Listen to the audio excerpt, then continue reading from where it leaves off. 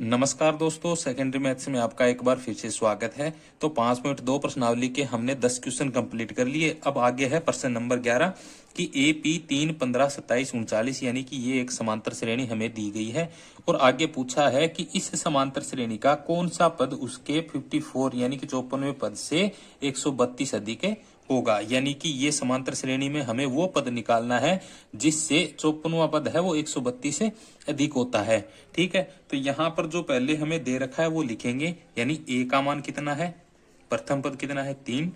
आगे d का मान यानी दूसरे पद में से पहला पद क्या करेंगे, माइनस करेंगे। 5, 15 में से कितने माइनस कर देंगे, 3 माइनस करेंगे तो कितना आएगा, 12 आ जाएगा। ये किसका मान आया, d का मान आ गया। अब इसमें ये दिया गया है कि कौन सा पद उसके 54वें पद से 132 अधिक होगा, यानी कि ये हमें पूछा है। तो अब हम मान लेते हैं कि माना nवां पद है वो 54वें पद से 132 अधिक होता है, 132 से अधिक होगा। ठीक है, ये हमने मान लिया है। तो यहां पर nवां पद क्या है, an होगा। 54वां पद क्या होगा, a 54 और प्लस में कितना होगा 132, यानी कि an यानी nवां पद है वो 54वें पद से 132 से अधिक होगा। यहां पर अब हम इनका मान रखते हैं। an का मान कितना होता है, a प्लस n माइनस 1 और गुणा में क्या होता है d बराबर 54वें पद यानी कि a प्लस में कितना 53 और गुणा में कितना d हो जाएगा प्लस 132 हो जाएगा। यहां पर अब इनके मान रखते हैं। a का मान कितना है 3 प्लस n का मान हमें निकालना है, गुणा में d का मान कितना आया था 12 बराबर यहां पर a का मान 3 प्लस 53 गुणा में d का मान कितना 12 और प्लस में 132 हो जाएगा। ठीक है, अब इनको सरल करते हैं। तो सरल करने पे यहाँ पर जो 3 है इसको आगे लेके जाएंगे तो यहाँ पर बचेगा n-1 और गुणा में कितना है 12 बराबर 3 प्लस 53 गुणा में 12 प्लस 132 और ये जो प्लस का 3 आगे आके किस में हो जाएगा, माइनस का 3 हो जाएगा और ये 3 इस 3 से क्या हो जाएगा, कैंसिल। तो यहाँ पर n-1 और गुणा में क्या लिखेंगे 12। ये एक बार सेम टू सेम लिख लेते हैं। इन दोनों का गुणा करेंगे तो आएगा 636 प्लस में कितना हो जाएगा 132 हो जाएगा बराबर n-1 गुणा में कितना है 12 बराबर इन दोनों को जोड़ेंगे तो ये आएगा 768 यानी कि 768। यहाँ पर जो गुणा में 12 है इसको आगे लेके जाएंगे तो किस में हो जाएगा ये, यानी गुणा की संख्या को आगे लेके जाते हैं तो किस में हो जाती है, भाग में, तो ये भाग में आ जाएगी। अब इसमें भाग देंगे तो n-1 बराबर कितना आएगा, n-1 बराबर आएगा 64। ठीक है, यानी कि इसका इसमें भाग देंगे 64 आ जाएगा और यहाँ पर जो प्लस का 1 है इसको आगे लेके जाएंगे तो ये किस में हो जाएगा, सॉरी माइनस का 1 है आगे जाके किस में हो जाएगा, प्लस में। तो 64 प्लस 1 बराबर यानी कि n बराबर को कितना आया 65। नेक्स्ट क्वेश्चन है प्रश्न नंबर 12 कि दो समांतर श्रेणियों का सार्वत्रिक अंतर समान है। यदि इनके 100वें पद का अंतर 100 है तो 1000वें पदों का अंतर क्या होगा। यानी कि हमें दो समांतर श्रेणी दी गई हैं और उनका सार्वत्रिक अंतर क्या है, समान है। अगर सार्वत्रिक अंतर समान है तो इनके 100वें पद का अंतर भी हमें क्या दिया गया है, 100 दिया गया है। तो हमें ज्ञात करना है 1000वें पदों का अंतर क्या होगा। तो यहां पर हम मान लेते हैं कि माना प्रथम AP का प्रथम पद A तथा सार्वत्रिक अंतर D है। ठीक है, और दूसरी AP का प्रथम पद A तथा सार्वत्रिक अंतर D है। अब इसमें ध्यान रखने की ये बात है कि दो समांतर श्रेणी है उनमें हमें सार्वत्रिक अंतर ही समान दिया गया है। यानी कि सार्वंतर को समान मान लेंगे और इसमें हमें और कोई शर्त नहीं दी गई है, तो इसका प्रथम पद भी क्या होगा, अलग अलग होगा। ठीक है, अगर समान भी हो सकते हैं, अलग अलग भी हो सकता है, तो हमें कोई शर्त नहीं दी गई तो हम क्या करेंगे, इसको अलग अलग मान लेंगे।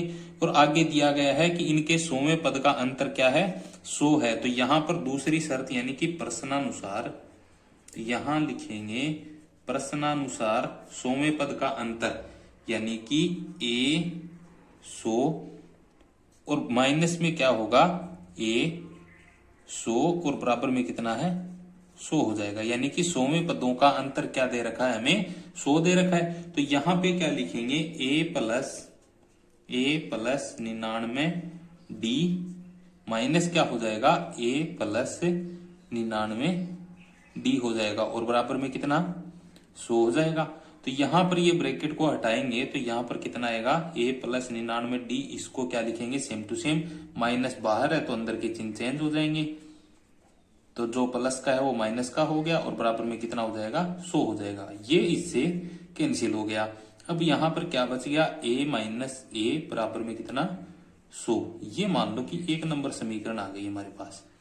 ठीक है, अब आगे हमें ये पूछा है कि 1000वें पदों का अंतर कितना होगा। तो 1000वें पदों का अंतर हमें ज्ञात करना है। तो यहां पे क्या लिखेंगे, a 1000 माइनस में क्या लिखेंगे, a 1000।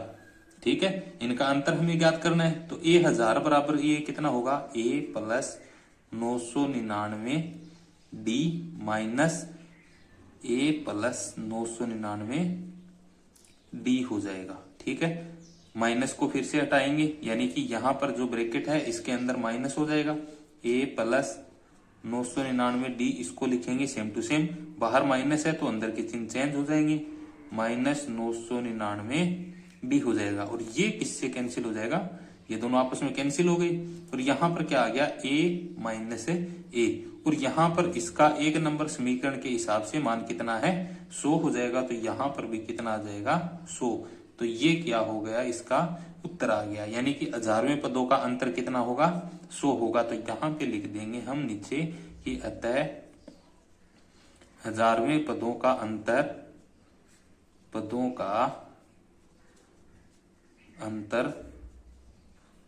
100 होगा। ठीक है, अगला क्वेश्चन है प्रश्न नंबर 13 कि 3 अंकों वाली कितनी संख्याएं 7 से विभाज्य हैं। तो यहां पर पहले लिखेंगे 3 अंकों की संख्या जो 7 से विभाज्य है वो लिखेंगे। यहां पर लिखते हैं कि 7 से विभाजित होने वाली 3 अंकों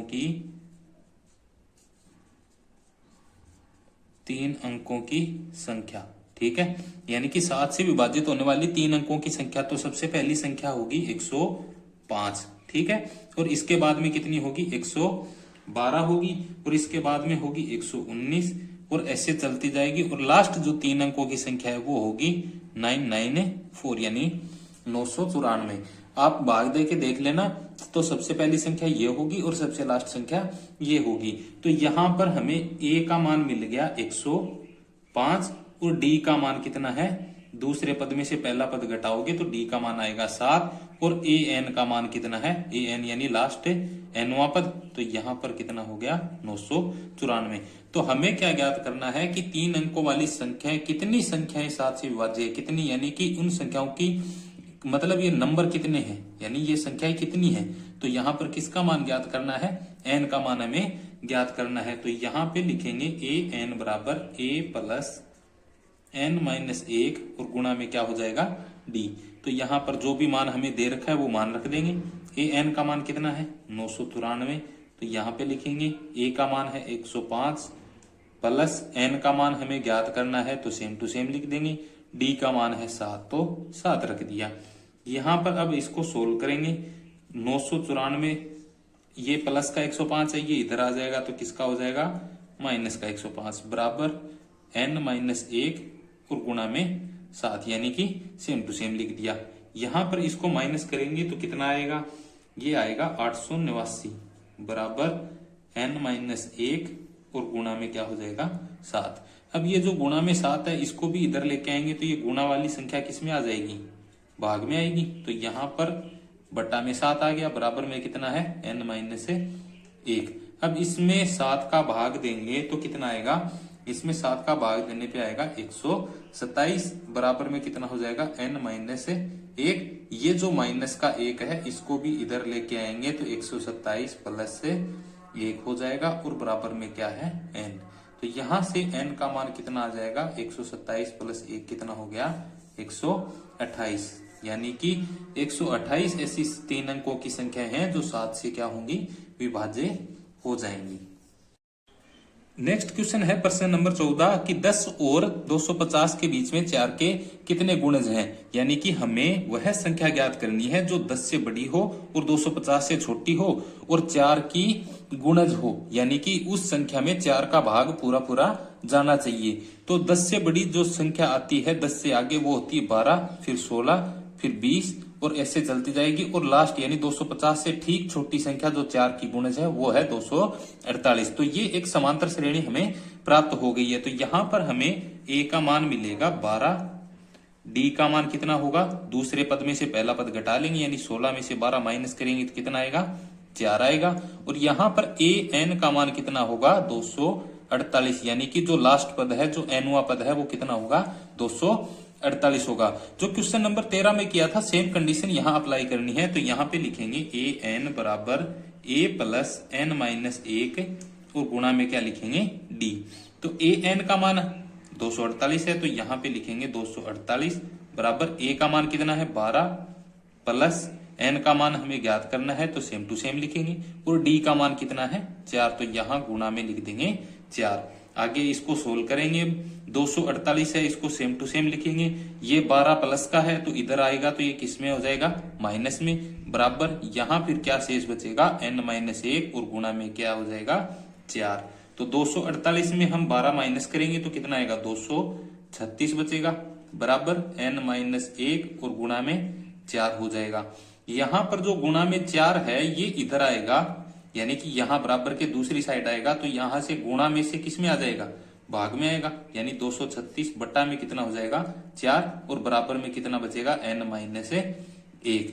अब इन दोनों को कैंसिल करेंगे तो कैंसिल करने पे कितना आएगा 59 आएगा, ठीक है। यहाँ पर इसमें 4 का भाग देंगे तो 59 आएगा, और बराबर में कितना है n-1। यहाँ से -1 है इसको इधर लेके आना है, ठीक है, यानी इस -1 को यहाँ पर ट्रांसफर करेंगे तो ये किसका हो जाएगा प्लस से 1 हो जाएगा, और बराबर कितना है n। तो यहाँ से n का मान कितना आ गया 60, ठीक है। अब इसका मतलब ये होता है कि 10 और 250 में 4 के 60 गुणज है, यानी 60 गुणज है, यानी 4 के गुणज की संख्या कितनी होगी 60 होगी।